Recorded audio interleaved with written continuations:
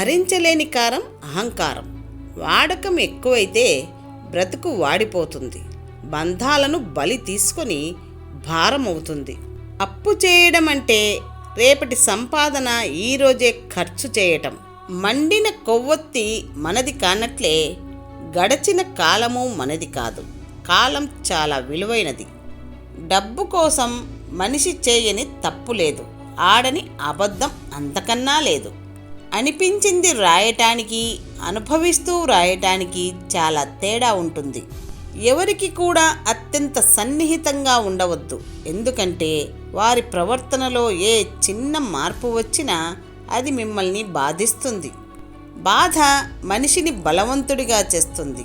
అలాగే వైఫల్యము వివేకాన్ని నేర్పుతుంది. సుఖదుఖాలను అదుపు చెయ్యి. ప్రతికూలతలకు భయపడవద్దు. అనుకూలతతో తృప్తి చెంది కూర్చోవద్దు. అందరూ అనుకుంటారు సైలెంట్గా ఉండేవాడికి ఏమీ తెలియదని. కానీ వాళ్లకు తెలియని విషయం ఏమిటంటే అన్నీ తెలిసిన వాడే సైలెంట్గా ఉంటాడు. సంతోషంగా ఉండే వ్యక్తులు అంటే ఎక్కువగా పొందేవారు కాదు, ఇతరులకు ఎక్కువగా ఇచ్చేవాళ్ళు. మంచితనం అనేది మోసపోవటానికి తప్ప బ్రతకడానికి పనికిరాదని అర్థమయ్యింది. చక్కని స్నేహానికి ఒక మంచి పునాది స్వచ్ఛమైన పలకరింపే. హ్యాపీగా ఉన్నప్పుడు ప్రక్కనున్న వాళ్ళకంటే బాధల్లో ఉన్నప్పుడు ఒంటరిగా వదిలేసిన వాళ్ళే లైఫ్లో గుర్తుండిపోతారు. గుర్తుంచుకోండి, ఆహారంలో వెల్లుల్లిని క్రమం తప్పకుండా వాడేవారికి ఎప్పటికీ ఎముకల బలం తగ్గదు. గాడిద మనల్ని తన్నిందని గాడిదను మనం తన్నలేం కదా.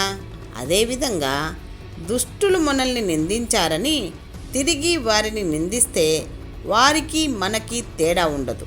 గాడిదలకి దూరంగా ఉన్నట్టే అలాంటి స్వభావం ఉన్న వారితో జాగ్రత్తగా ఉండడం మేలు.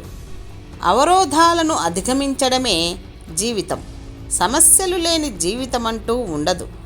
స్వార్థం లేని మొక్కని చూడు, ఓర్పుగా బ్రతకటం నేర్పుతుంది. విజయంలో వినయాన్ని చూపుతుంది, ఓటమిలో సహనాన్ని చాటుతుంది. జననం నుంచి మరణం వరకు సాగే పయనంలో మనల్ని నమ్ముకున్న వారి కోసం బాధ్యతతో బ్రతకడమే జీవితం. ఎంతటి ఆవేశంలో ఉన్నా ఎదుటివారు బాధపడేలా మాట్లాడకపోవడమే మన విజ్ఞతకు నిదర్శనం.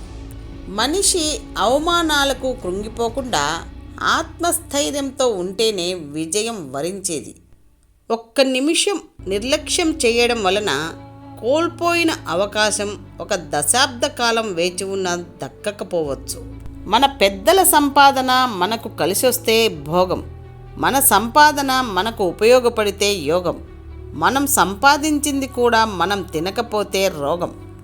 ప్రేమలో పడితే కళ్ళ భాష మనసుకు తెలుస్తుంది. ప్రేమ విఫలమైతే మన బాధ కళ్ళకు తెలుస్తుంది.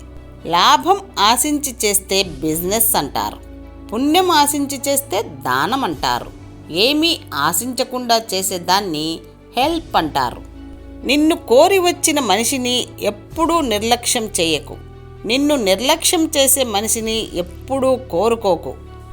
మీ మాట చెల్లని సందర్భాలలో మౌనంగా ఉండటం మేలు. కొద్ది రోజులు గడిచాక మనం ఒకరికి నచ్చడం లేదు అంటే కారణం వాళ్ళకి మన దగ్గర అవసరం తీరిపోయింది అని అర్థం. అన్నం పెట్టే కొంపలకే కన్నాలు వేసే రోజులు ఇవి. ఎవరిని నమ్మాలో, ఎంతవరకు నమ్మాలో అసలు అర్థం కాని అంతు చిక్కని కలికాలం. జాగ్రత్తగా ఉండకపోతే నష్టపోయేది మన కుటుంబాలే. అందంగా ఉన్నప్పటికీ అహంకారంతో నిండిపోయిన ఆడదాన్ని మగాడు భార్యగా చేసుకోలేడు.